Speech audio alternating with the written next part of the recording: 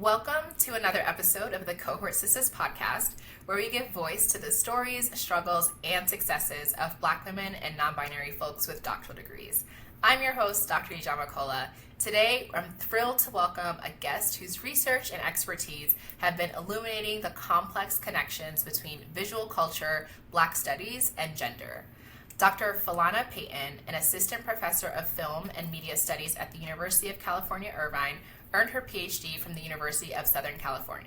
Her journey through academia has been marked by remarkable achievements, including being awarded a prestigious UC Chancellor's Postdoctoral Fellowship at the Ralph J. Bunche Center for African American Studies at UCLA.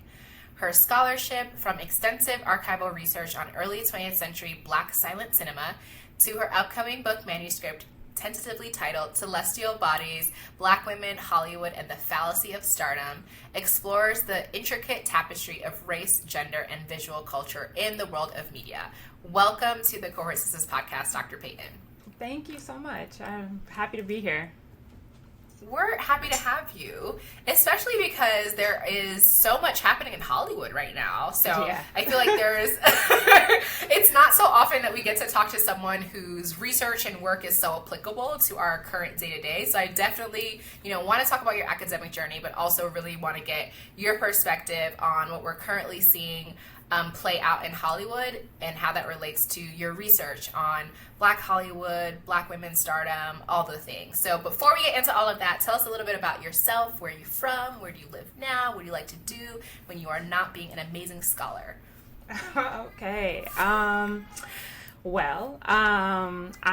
am kind of from Atlanta, but I'm also originally from Milwaukee, Wisconsin. It's always really hard for me to explain where I'm from because I've lived equally in Milwaukee as well as Atlanta, but now have lived in Los Angeles longer than I lived in either of those places. So it's quite difficult, but typically I say Atlanta because I went to middle school and high school there. And I went to Claflin University, which is a HBCU in South Carolina, for undergrad. And I majored in mass communications with a minor in business. And then I attended University of Southern California for a master's in what was at the time it was called critical studies, but it was cinema and media studies, so in the film school. And then I continued on in the Ph.D. At the same university. And now I'm a professor at UC Irvine in the film and media studies department, as you've already mentioned. A little bit about me, aside from my work centering Black women performers. Clearly, I love music. I love media and entertainment. I've always loved Black movies, specifically, since I was a kid, old Black movies, and then, of course, contemporary ones. And currently, I'm trying to figure out the balance of, this tenure track and also, being a part-time filmmaker, and then also figuring out my hobbies, because not everything can be work. So my current focus hobby that I would like to learn is DJing. I have a DJ controller, so I would really love, I've always had a really intense relationship with music, but I wasn't a musician. So yeah, I would really love to learn how to DJ, but it's very hard. So this is going to be so random because my husband has DJed for a really long time. He did it in college, which is where we met. So I now need to know what DJ system you have, because I know the differences between them. Yeah, I have a DDJ, and it's a 4-channel DDJ. But I have no idea what I'm doing. The thing about these controllers, they don't come with instructions. It's really just playing around with them. Yep. So I have to make more time to just play around with it and figure it out. Thankfully, I feel like TikTok has actually been coming through lately with better tutorials than I've ever found on YouTube. So that's kind of where I'm thinking of focusing, where I'm going to find good tutorials is TikTok. But yeah, I have no idea what I'm doing. So, but you're enjoying it, and that is what matters. Yeah. Okay. So another question I absolutely have to ask is, what is your favorite movie? This is always such a hard question, but I do always. You knew it was coming. Yeah. I kind of give always the same answers. So, historically, my favorite movie, of all time-ish, would probably be Carmen Jones. Came out in 1954 with Dorothy Dandridge and Harry Belafonte and Pearl Bailey and Diane Carroll, just all-star cast. But contemporarily is everybody's favorite movie, which is Love and Basketball. That was always everybody's favorite movie. Yeah, everybody's favorite movie. It was an amazing movie. It was iconic. You know, I will never ever like not give Love and Basketball its props because it was a great movie. Yeah, I now need to watch Carmen Jones. I have to admit, I haven't seen it yet. Okay. So thank you for suggesting that so that I can put that on my to-do list for this weekend. For sure. So you said that music has always been a part of your life, but performance and being interested in film and cinema has also seems like it was really important to you. Was there kind of a moment in your childhood where you were like, I want to make movies, or I want to study movies, or I want to watch movies for a living? Like, when did you decide to pursue this professionally? I honestly had no idea I could pursue this professionally. Like, I always really loved watching old movies. I always tell people that my grandmother is actually the original film scholar in the family because I just watched movies with her growing up, and Turner Classic movies, old white movies. I wasn't a big fan of the old white movies, but I loved the old black movies. So, like, I remember watching Cabin in the Sky with her and, of course, Carmen Jones, and being, like, floored and just seeing black people in this time period that I knew was extremely racist. You know, the fact that I'm actually watching movies with black people, with all black cast, I was just like, this is amazing. And like, I always just had an interest in, like, well, I guess it all kind of starts with Whitney Houston, to be quite honest. Like, Whitney Houston was always really, really important to me. Like, I have home video footage of me 3 years old singing the entire Bodyguard soundtrack. Like, it's always been like Whitney was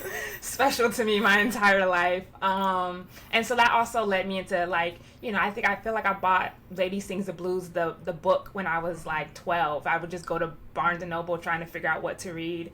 And I was just always really, really fascinated with black women performers from previous decades, and just thinking about knowing that it was like tumultuous to get to where they were, and just being interested in their life story. But I had no idea I could study this stuff for a very long time. So I actually went to school thinking I wanted to work in TV production.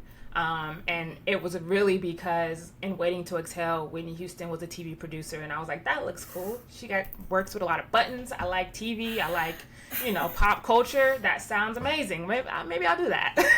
And so that's what I thought I was going to school for. I mean, that's what I went to undergrad thinking I was going to work in TV production.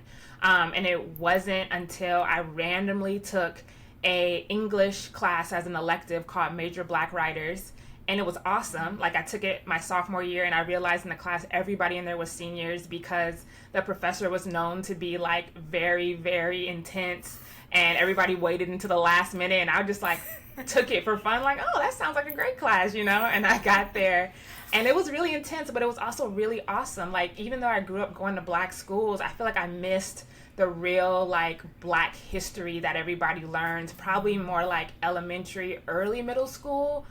So by the time I got to, like, middle school in the black area and high school, like, everybody had already done black history. So everything was kind of self-taught to me in regards to my knowledge of black history. So being able to actually be in a classroom where we're studying black writers, it was just incredible to me. I never got to do a, like, you know, close reading of any black literature my entire life until that class. And it was just so incredible to me.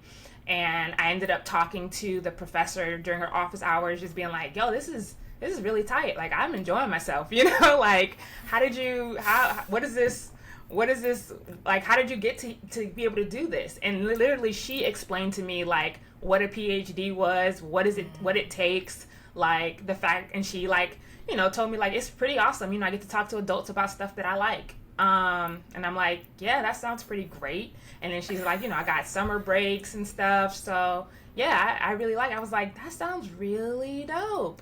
I should look into this. And randomly that same summer, I applied to, you know, the undergraduate research programs that they have. So I applied to that and got in, and I was at Howard for the summer. And that was my first time for real being able to do, like, black film, like, close reading, learning about, I remember I found bell hooks in our little library at Claflin. All the black books were in this one little room. It's just very ridiculous setup for HBCU, but all of the books by like major black authors was like cornered off into this one little room that was run by this old lady who was hardly ever there, and she had to like unlock the door for you to go in there. But I would just go in there to just like look around. And I remember that's where I found Bell Hooks' Reel to Reel. So that was like my first time even being introduced to Bell Hooks' work. And then that summer was when I got like a crash course. I studied under this amazing professor at Howard, and she's still there, Professor Montre Missouri at Howard, and she really like facilitated me understanding what research looked like and writing a paper. And then also there was just a lot of programming around what does it take to go to graduate school, like what it is, GRE, prep. It was just all of this, and it was for students of color, people who don't know this stuff. I had no idea. I didn't know anybody in my family with a Ph.D. So I didn't know what it was until that program. I love this. I feel like I'm remembering, like reflecting on my own teaching experience, and you gotta love the students who come in and are just like, tell me how to be you. It makes me feel good. So I'm sure that, you know, when you were up in office hours, you were making, you maybe feel like that professor poured so much into you, but I'm sure you also made their day when you were asking them all these questions about how they get to do their work, and then being able to carry on and start doing your own research. So you mentioned you went to an HBCU for undergrad. You also did a summer research program at another HBCU. Mm-hmm. When you were thinking about doctoral programs, how important was it to you to go to a space where there were people who look like you? And transitioning that into, like, why did you end up choosing USC? Why did that end up being the doctoral program that you landed on?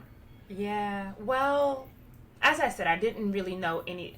It's so funny because I don't fall into the like first gen scholars. However, I very much was a first gen scholar because my father, he was an athlete and had no idea, like he got into school for free for playing basketball, but he had no idea of what it actually took to like really get into college. Mm-hmm. And my mom, she had started and stopped me a few times, so like I didn't have any direction in regards to applying to school. I was just applying to schools that were sending me free applications, and Claflin ended up being on my radar because my dad's wife at the time was an alum, and I really, really wanted to go to Howard, to be quite honest. Everybody knew that's where I wanted to go. Like I was hell-bent on going to Howard.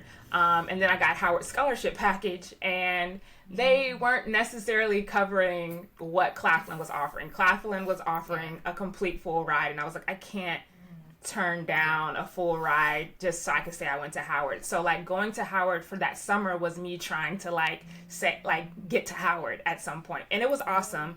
But the next summer, and so yeah, being at HBC was important to me because I was from Atlanta, and I really enjoy being around Black people. Like that's where I'm most comfortable. So it never was a question about like I never thought about whether or not like an HBCU would be right for me. I knew it would.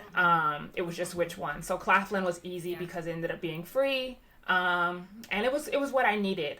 In regards to picking a graduate school, as I said, I did Howard one summer, and the next summer I actually did another undergraduate research program at the University of Illinois at Urbana-Champaign. So that was my first time being at a PWI. And it was the same type of program, undergraduate research, preparing for grad school, but I also just like learned a lot about kind of like what it takes to be successful in a PhD program, and then also to be successful in a tenure track position. And then for some reason, I was really, really obsessed with coming to California. I had only visited California when I was like 2, so I didn't know really anything, but I was like, I'm going to California. So my only intention was to apply to all the schools in California that had film and media studies programs. And so I applied to almost all of them with no real ranking. The school I really wanted to go to was Berkeley. because I heard a lot about the Bay, but didn't, like I say, I really didn't know anything actually about the schools. So it was just really blind, just knowing they were film and media studies and I wanted to be in California. And I ended up only getting into USC. And initially I applied for the Ph.D. and they moved me to the master's cohort. Well, I didn't only get into USC. I got into another school. But then when I got into USC, because I was waitlisted at first and then I got accepted, I was like, oh, well, there's really no choice. And my dad, he's a huge sports fan. So he was like, of course you're going to USC. And everybody around me was like, yes, USC. And I was like, okay, I wanted to go to Berkeley, but whatever. Like, I guess I'll go to USC. Cool. And I had no idea what to expect. Like, no idea whatsoever. I didn't know it was a private school until I got there and realized I couldn't get like in-state tuition. I was like, it had California in the name, so I just assumed it was public. No, it wasn't. It's just a lot of this was, I have to say, like, my journey has been divinely guided because a lot has just been me. What I always say is like, I'm going to give God options. I'm going to apply for all the things and whatever comes to me, that is what's meant for me. I'm going to do my part and then just leave the rest up to fate, and that's how USC happened, because I really did not know much background about the school or even like the prestige of the film school until I got there and realized like, oh, it's kind of a big deal. I guess this school is kind of a big deal in regards to film, but it ended up being perfect for me though, because I had really, really supportive faculty in the film and media studies department, and that ended up being like the game changer on why I stayed for the PhD. So I ended up doing the master's for 2 years and then had to reapply for the PhD. It wasn't automatic, and that was the extra 5 years. And it was the best option for me in regards to support, being in LA, the kind of people I was able to meet. I was so intentional about really almost knowing every single Black person that came into the film school. I was like, everybody eventually ended up knowing that I would be the one to know every Black student that came into the film school. But yeah, that's how I ended up. It was not a whole lot of background research aside from the fact that they had a film and media studies program, and I found a couple faculty that I felt like it would be cool to work with, but I didn't really know much. I hadn't read their books or anything, but I was like, this sounds like it would be a good fit, and it was. Yeah. Nice. I love that for you. I'm wondering if, because of what you study, and I don't know if this is applicable, I'm trying to think of like another discipline where this might matter, but because you study film, to me it makes sense that like the best film school is in LA, because that's the center of film. I didn't even think about that. But I don't know actually if there's like, I'm trying to think, is there another like academic discipline where you really, if there's like a hub of activity, maybe like even business. I feel like that can be done anywhere. I don't know. It makes a lot of sense that USC would be the best place really to be really connected to scholars who are researching the work that's literally like the bedrock of the economy of that area. I want to talk about the master's to PhD transition, because you said you had to reapply to the program. One, when you were accepted to the master's program and not the PhD program, I would love to know, did you feel any type of way about not being accepted into the PhD program? And then when you reapplied, did you reapply anywhere else, or was it just like, I need to continue this program and I cross my fingers and pray that they accept me? Or did you kind of throw a line out to any other institutions? Yeah, so, what I learned during the undergraduate research programs was that a lot of schools did accept folks straight into the PhD without masters. So I didn't even realize, and then I did apply to another master's program, a film and media studies program, but I was primarily applying to PhD programs. And so I got the notification that they were moving me to the master's cohort, and I was like, okay, like as for consideration. And I was like, okay, cool. But that I was also waitlisted. And so I was like, okay, don't know what to do with that information. And then I got the acceptance from another school in California. And I was literally, I had signed the acceptance letter and left it on my desk where I was working and was going to fax it the next day. And when I got home, I checked my email. I got the acceptance letter to USC. And I was like I had already bought a ticket because I was going to the Bay. It was in San Francisco. And I told my dad, and he was like, well, we changing that flight. We going to LA. Like, looks like, we going to USC. And I was like, well, I guess so. Okay, cool. Wow. And so I didn't really, I didn't really know what the difference would be between the master's program and the PhD, but I was down. I was like, okay, well, I can just reapply to PhD programs. No big deal. And the difference between USC's master's and a lot of other schools is that they did come with funding. So they do offer TA-ships to master's students. I only ended up paying more than I should have because I didn't understand student loans because I didn't have any for undergrad. Ended up pulling out a full student loan for my first year, even though I had some funding, which was fine, but it also sucks now because literally that's my only student loan because the next year I ended up being nominated and receiving a fellowship for my second year. So it was going well. And so, yeah, I needed the master's program and I didn't know I needed it because the rigor between moving from Claflin, a very small HBCU, to a large PWI was astronomical. It was a huge, huge difference. I had told people the only long paper I had ever written was my senior thesis, which I worked on for the 2 summers at Howard and University of Illinois, and it was only about 25 pages. That was the longest paper I ever wrote. So going into a graduate program where you're expected to write more than one 20-page paper by the end of the semester, I was stressed. Yeah. But also, so I was starting 2 months in advance on paper because I was like, I've never done this.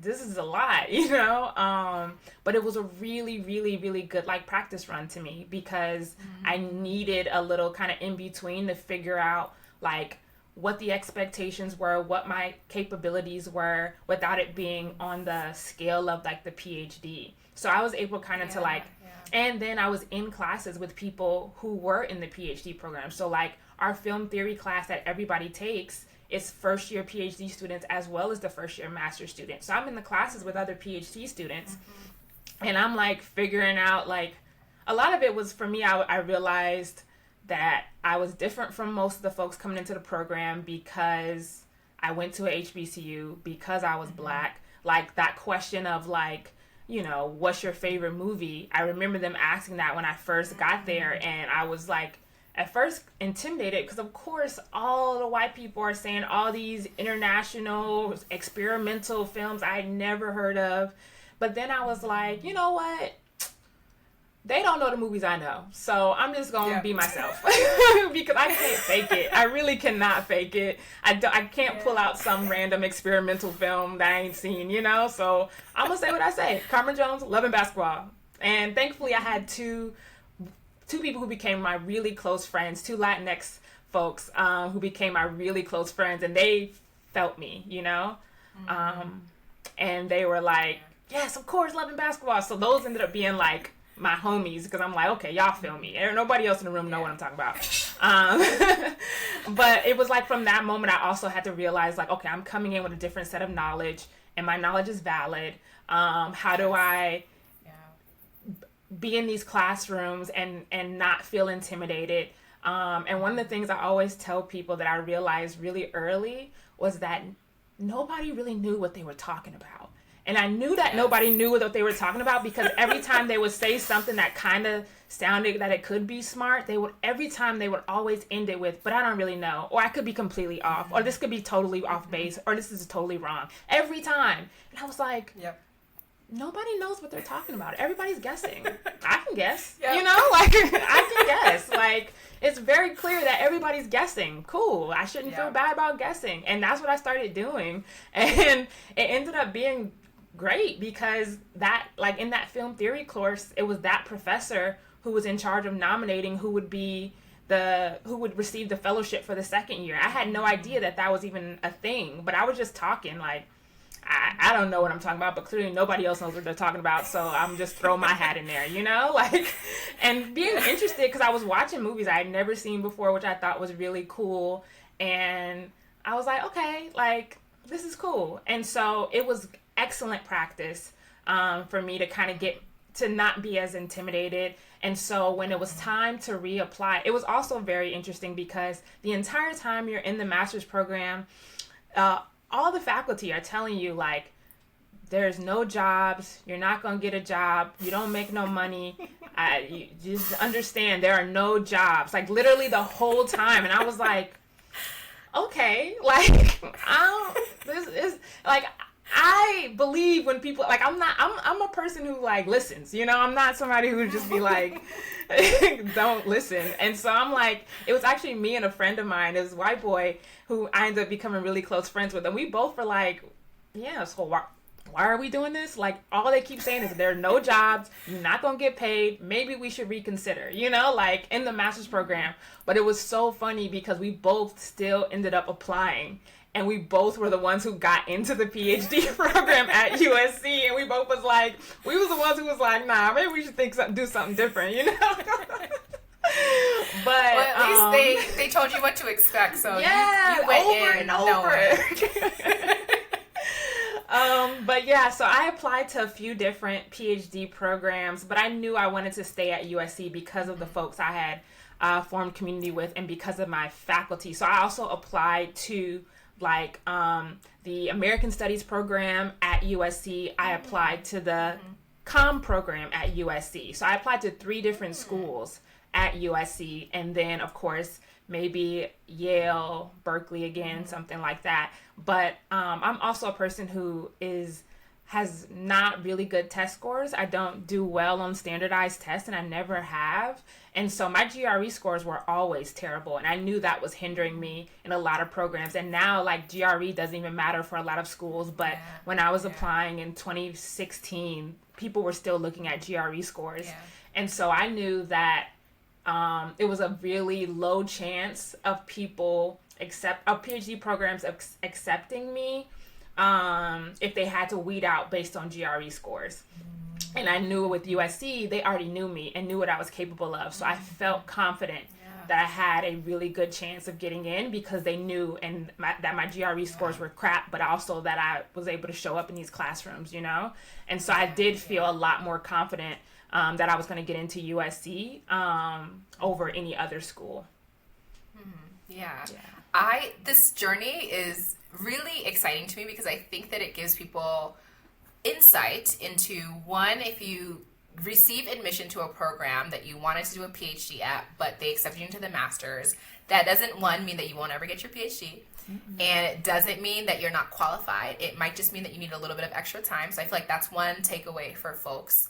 And then secondly, I'm astounded by the fact that you wanted to stay at USC so much that you were like, I'm going to apply to a couple of different programs, because I feel like why that's smart is because even if you had been accepted to the American Studies program, you could still work with faculty who you'd already built relationships with in the department that you got your master's in. So that's so smart. And I feel like that's not, I guess you can't do that in every single discipline, but for disciplines where there is a little bit of flexibility, there is, you can kind of fit your research interests into another field and you want to stay in one place. Definitely folks who are interested in applying, maybe preparing applications right now, definitely consider applying to multiple programs at one school. I think that's so smart and so clever. So a lot of people don't know you can do that. Yeah, a lot of people don't know you can do that. And but when I was in the master's program, I also was able to meet faculty from different departments and realize, like, okay, I could have a very strong supportive committee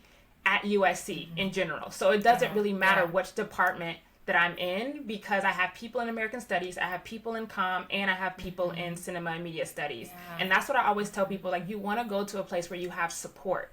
And I had already established that I had support, not just by one faculty member. I had several who I could work with, and that is what was extremely important to me. Absolutely.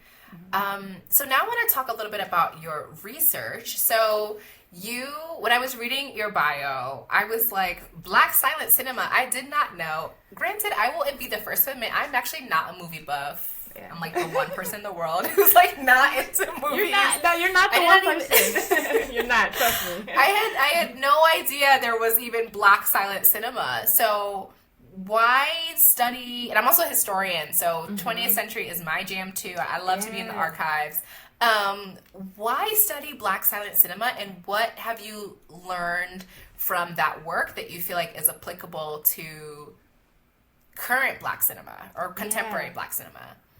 Yeah, I mean, I kind of came upon like Black silent cinema just as a Black cinema person. So as I said, like everything for me begins with Whitney Houston. All of my personal statements were, I'm going to write about Whitney Houston. And that is what USC liked, you know. I was like, I'm going to write about Whitney.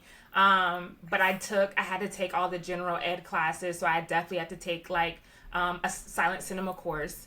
And I went through that entire silent cinema course, and there was not one mention of Oscar Micheaux. And I knew the name Oscar Micheaux, but I hadn't seen the movies.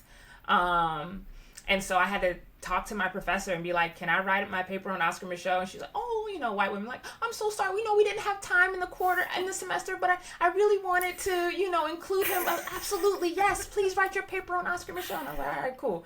So that was like my first intro into doing my own research, because I didn't learn anything in the class. I just knew of the industry and what the industry was looking like, and figuring out where Black people fit. And so Oscar Micheaux led to me also doing a project on the Lincoln Motion Picture Company, which was an early Black-owned production company that started in like 1916 and went from like 1916 to 1921. And the reason I found them is because one of the co-founders, it was founded by two brothers, Noble Johnson and his brother George Johnson. And Noble was an actor in Hollywood, did a lot of like, he did a lot of background roles, but also the thing about him was he was really, really good at makeup and doing his own makeup. And so he was actually in a whole lot of movies in the teens and 20s as like different ethnicities, because he could make himself look like any ethnicity. There's just so many photos that I found where he's like, looks, you would never know it was the same person. It's like that kind of extensive like prop makeup, you know, that he was able to do for himself. And so he was an actor. His brother was living in like Oklahoma as like working in the postal service or whatever, but then they brought him to LA, like, we're gonna start this production company. So George actually, he lived till he was like, to like the 1970s. I think he died in like 77 or something. He saved everything from 1916 to 1977, and UCLA acquired that collection. And so his entire archive is at UCLA. It's the George P. Johnson collection.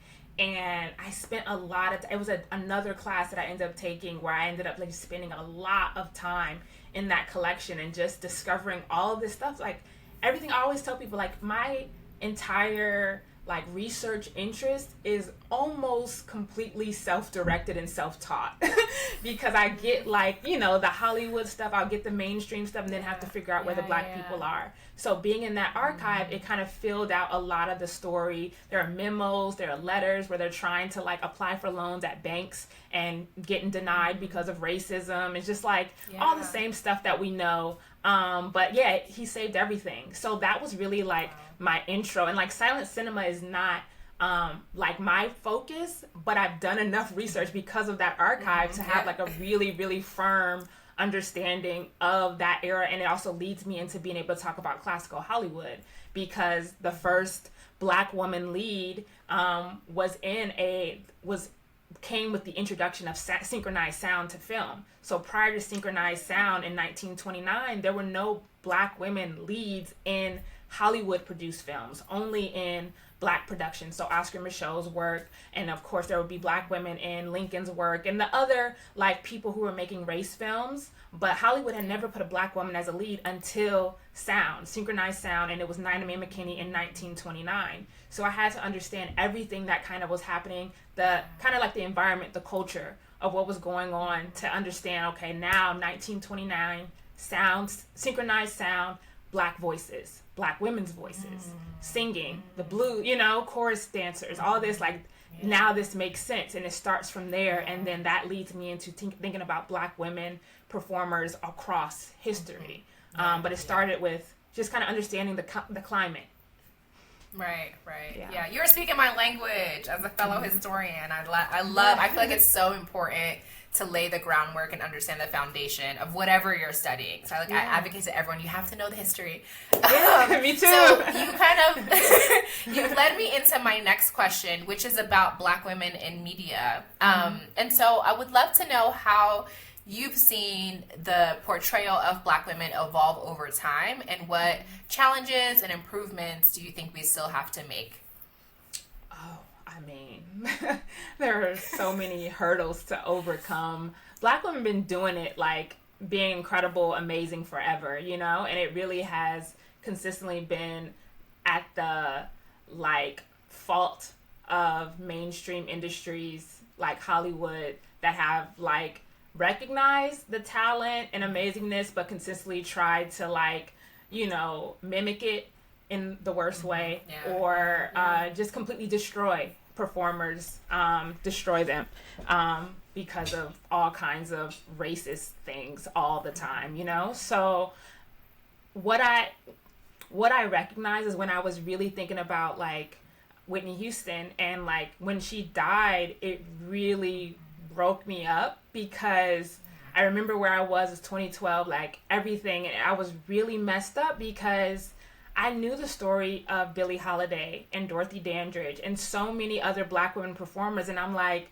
I just wanted so bad for that not to be her story, you know? Like, I knew that, I knew what she was dealing with, and I just really just did not want it to be her story. And so when it became that, I was like, I have to understand all of the conditions that led me to Whitney, and all of the women who experienced what she experienced in the industry that got us here. And so that took me back to 1929. And what I was able to recognize was patterns of treatment over time. So beginning as early as Nina Mae McKinney in 29 and till today, you know, in regards to Black women being astounding and eventually receiving like mainstream validation, but also being beat the hell up while, you know, being incredible, you know, like having to deal with so much nonsense that their white counterparts don't, lack of support, lack of major roles, like one of the primary, like, my primary argument in my work has to do with stardom and how we define stardom. And stardom is defined based on a certain set of rules and statutes, which include support by an industry, like signing somebody to a contract and then promoting them in a very particular way, putting them in, back in the day, it'd be fan magazines, doing interviews, like spreading rumors maybe even about them, and then putting them in a bunch of putting them in lead roles, you know, like they literally create stars. There's a blueprint, there's a framework to the creation of stars.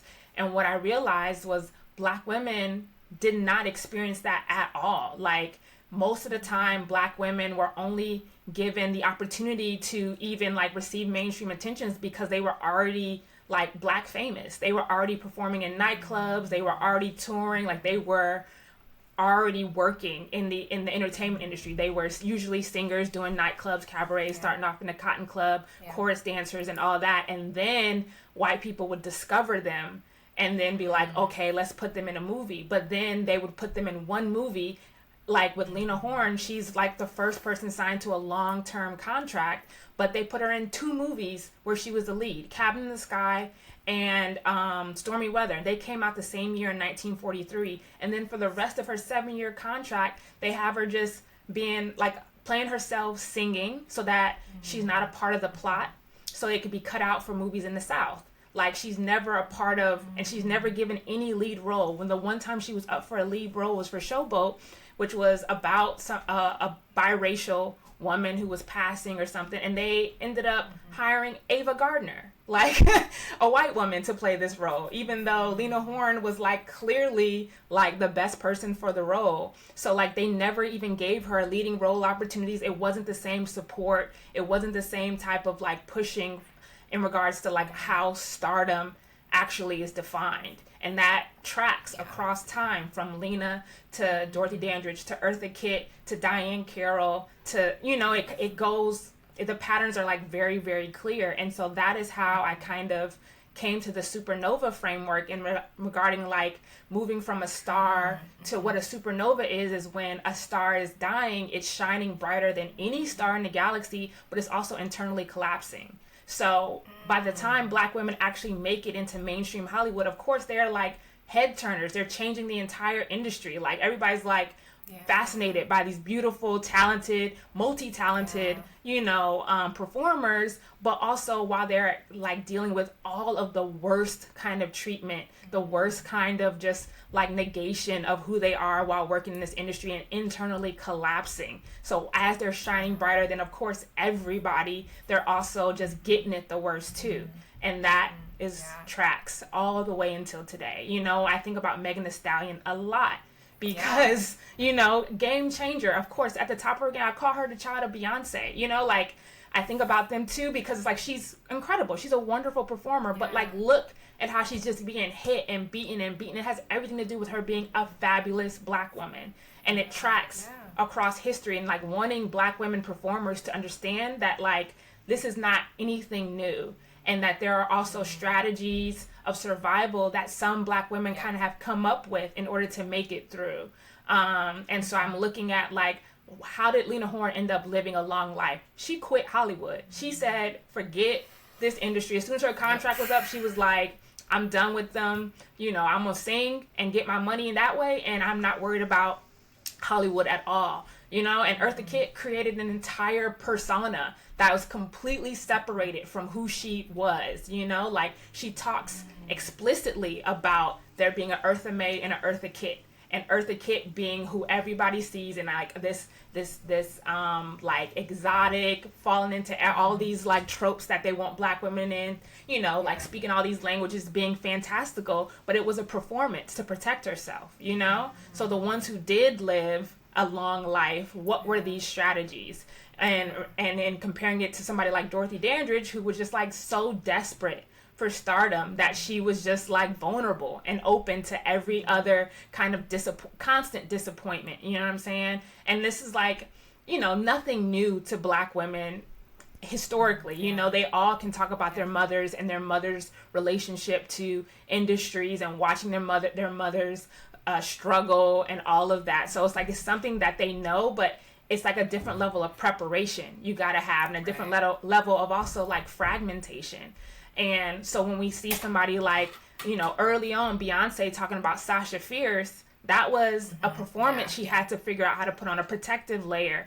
And Janelle Monáe has always done the exact same thing. And like just wanting Black women to recognize that you cannot give yourself to this industry at all because they're trying to destroy you, literally. They're trying to take everything that you have, mimic it with a white girl, and destroy you, So, like, it still feels so present.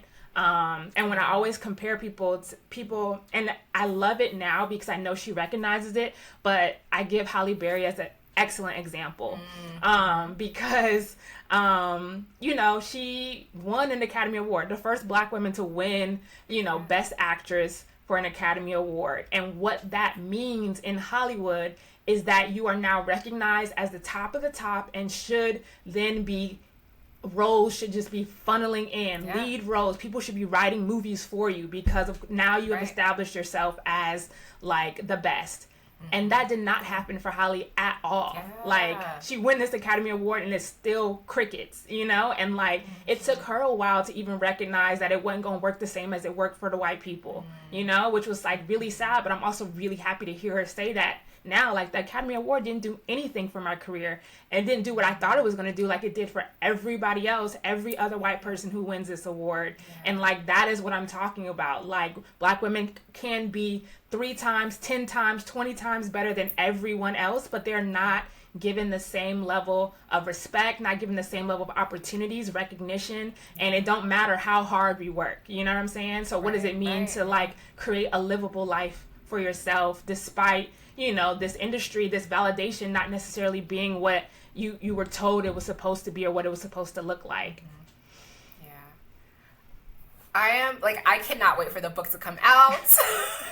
Your work is so interesting. I'm just like, yeah, that makes a lot of sense. Like, these are things that I don't necessarily think about, but as you speak about them, and it's so clear that you know your stuff. So I'm just really, really excited. And really, I'm gonna follow up offline. Like, I need to know once, as someone who's also writing the book, I don't want to rush you and stress you, but I need to know when it's coming out and when it's gonna be done, because this is gonna be so impactful for not just an understanding of Black women in Hollywood, but I think especially in the culture that we live in today, where because of social media, lots of young Black girls want to be famous, want to be stars. I think it's so important for that generation to understand what you were talking about, understand how stardom doesn't work the same for Black women, but also the resilience and the restorative strategies that other people have used to survive the industry. Your work is absolutely amazing and fascinating. I'm so sad because we're running out of time, but I want to ask you one more question that's kind of about career. So earlier you said that you are a part-time filmmaker. So I want to understand, this is going to be a two-part question. Part A is, how and when did you realize that you wanted to pursue an academic career? Was it kind of while you were in graduate school? Did you play around with other options? And then secondly, now that you are in an academic career environment, how do you create time for the creative work, the non-academic work, the filmmaking? So hopefully you can, pull together an answer for both of those very large questions that I'm throwing at you. But I would just kind of love to know, as someone else who is in academia but wants to do work and does do work outside of it, how do you kind of wrestle with those dual career or just dual identities? I don't know if you consider them identities, but yeah, I'll pause and let you answer. Yeah, it's a great question and something I'm still obviously working through if you look at my CV. But I knew I wanted to be a professor. Like, despite everybody saying, like, there was no jobs, you're not going to get a job, blah, blah, blah. I was like, well, I'm going to just try. Because I did like the idea of being able to talk to adults about stuff that I like, you're paying to be in school. It's a little different from being in high school and middle school where you got to be there. I wanted to be able to talk to people who signed up for the class on purpose or, are paying for it, at least, because it felt like it would be a little bit more impactful. In the way I was thinking about it, because I also just didn't want to fight people who actually just did not want to be there. I'm in high school, I saw that, and I commend every teacher, but it's a fight, and I still deal with it because, sometimes I teach general education classes that, are requirements, and I definitely deal with people who don't want to be there, but it just felt like it would be a little different. And I also love my research.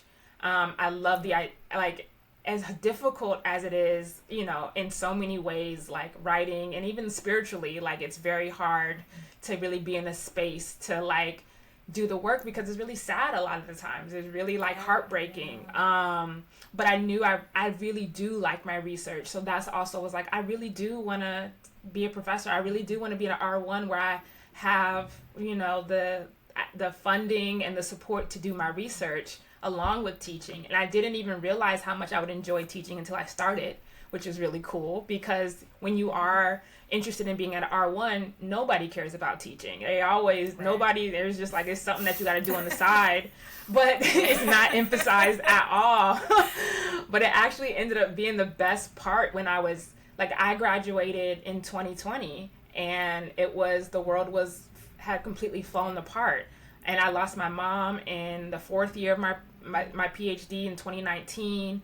And I was hell-bent on finishing on time. And then I finished on time to, chaos, global pandemic, everything, and, job market was really weird. But the best, and so it was really, really hard getting back to my work. I had to take some time to, mourn the mourning I didn't get to do when I lost my mom, and then figuring out, what I wanted life to look like for myself. So in those moments where it's been difficult for me to actually write and do research, the teaching actually ended up being very fulfilling and cool, and uplifting kind of. It was a good push. I'd have really good students who were really digging what I was putting down, which was nice, and recognizing that students are actually learning, which is really cool. And I'm the teaching part actually is pretty cool. I know y'all don't care about it, but I kind of like it, and so that's been really helpful for me in regards to like this full profession. Like, I love doing my research, but also the teaching part is cool, and don't let people tell you like it's not cool. Like, you do have some students who like you, who like what you do, and that makes it worth it.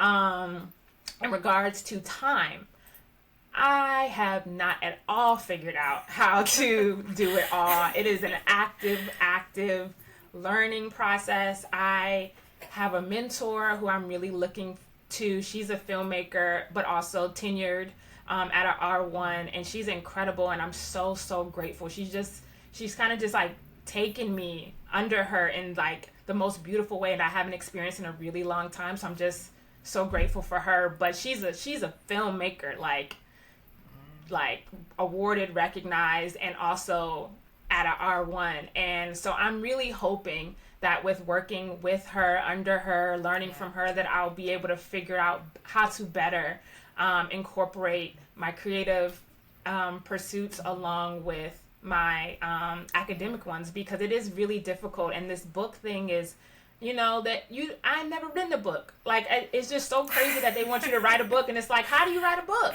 Like, I wrote a dissertation, cool, but what do I do now? And I don't think people really talk about the fact that you don't know how to write a book. Like, it's different, And so right now, my focus is figuring out how the hell to write a book, but also learning from the people around me who are doing the things that I want to do. And my mentor is Zainabu Irene Davis, and she's incredible, and she's doing exactly what I want to do. Like, her filmmaking is incredible. It inspires me. She's a professor. She's an excellent mentor. So, like, I'm really hoping that I'll be able to figure out long-term how to be better at incorporating my creative work around, because right now I'm going to be honest, it's not really happening. I'm barely learning how to DJ because of time, because I don't know how to write a book. But I'm leaning into all of my resources, all of my mentors to figure out that, because I care about it. I want it to be good, so I'm figuring that part out. But it's a constant learning process. This job is hard. I'm not gonna lie, it's hard. It's a lot of work, but it's cool. I like it. I can't imagine myself doing anything else. I want to figure out how to do this internationally so I can get out of this country. But like, I do like it, so I'm just, it's just a lot to figure out. Yeah, I am 1,000% with you on all the things, on trying to figure out how to do the work outside of the country, on figuring out how to find time and balance all of the different pursuits while still loving, I think for me, very similar to you, like, I also really enjoy teaching, like, a lot, actually. Even, as you said, like, even though nobody cares, I actually really like that part as well. So being able to do the work, but I think one of the things that makes the job easier, you have to really love your work. And so hearing you speak about your work, like, you really love your work. I love that so much. I feel like I'm at the point where I'm annoyed with my work, but you really love it, and I love that for you. Cool. All right, so we have 2 questions that we ask all of our guests on the podcast. Number 1 is, what is one thing that you would do differently, if any, if you had to redo your doctoral journey all over again? I definitely would have spent more time with my family. Spent more time with my mom, specifically. I was really, really focused on, like, accomplishing the Ph.D. and getting it. That I wasn't really, like, going home on holidays when I could have, not sending Mother's Day cards when I could have, and I kind of wish that I had not put my whole life on hold, because as I said, when I graduated, everything was different, and I didn't have my mom, and I had a lot of regrets in regards to the things I missed out on because I was trying to pursue this PhD, so I would say, like, don't leave your folks, don't leave your family behind, like, they're coming with you, and like, they are an extremely important part of your journey. So, like, yes, it's hard. Yes, it's, like, time consuming, but also, like, still continue to lean into your family. Like, I did spend good time with her, but, like, I wish I could have done a little bit more. So yeah, like, not forgetting that your family they you need them too, you know what I'm saying? And like this Yeah. PhD, Yeah. this grad school stuff is not more important than that. So Yeah.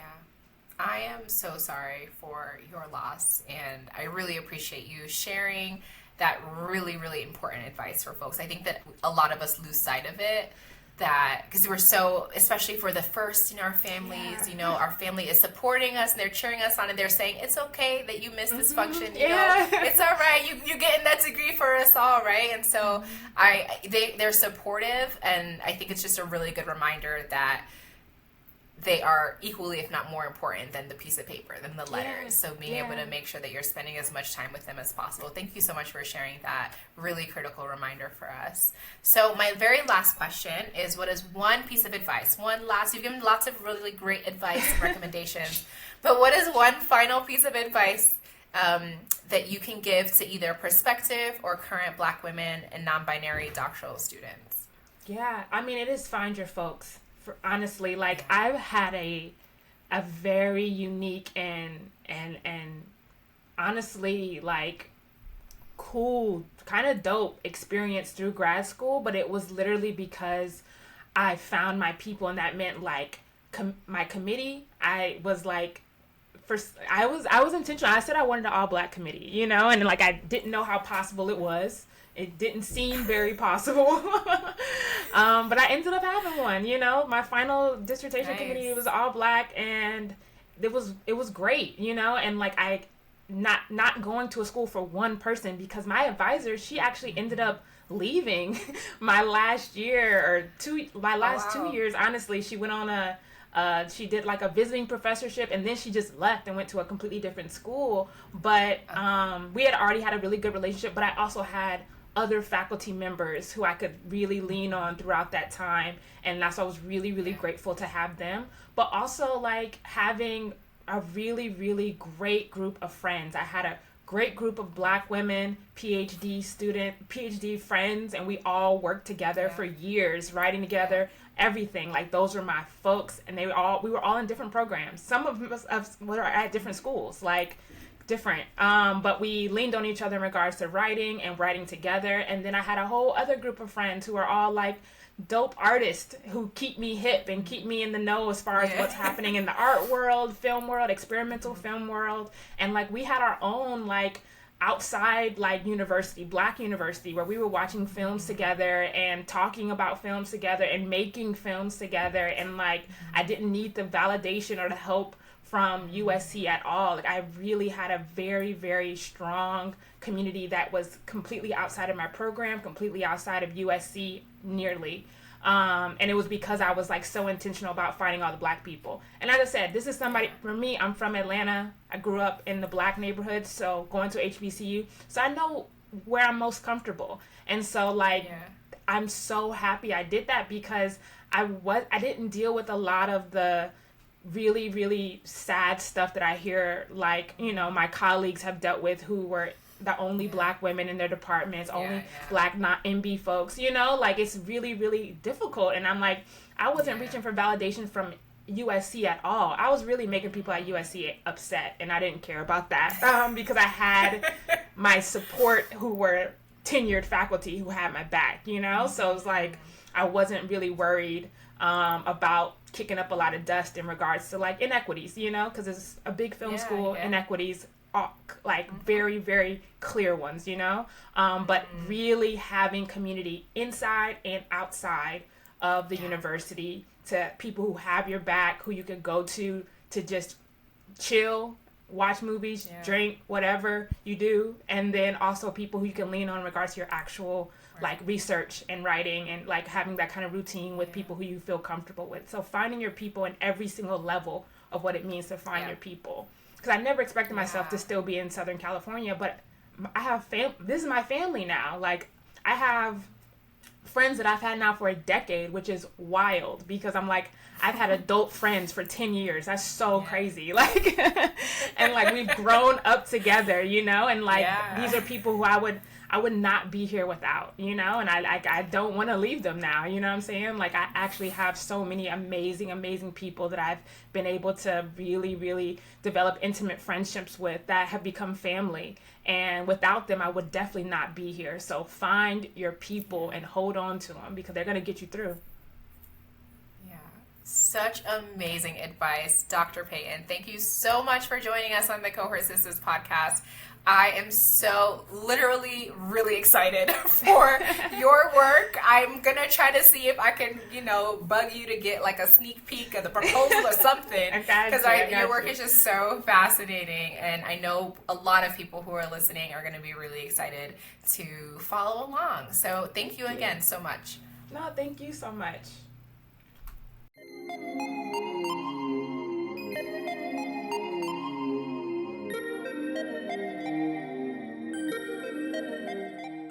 Thank you again for listening to this week's episode of the Cohort Sisters podcast. If you are a Black woman interested in joining the Cohort Sisters membership community, or you're looking for more information on how to support or partner with Cohort Sisters, please visit our website at www.cohortsisters.com. You can also find us on all social media platforms at Cohort Sisters. Don't forget to subscribe to the Cohort Sisters podcast and leave us a quick review wherever you're listening. Thank you so much for joining us this week, and we'll catch you in next week's episode.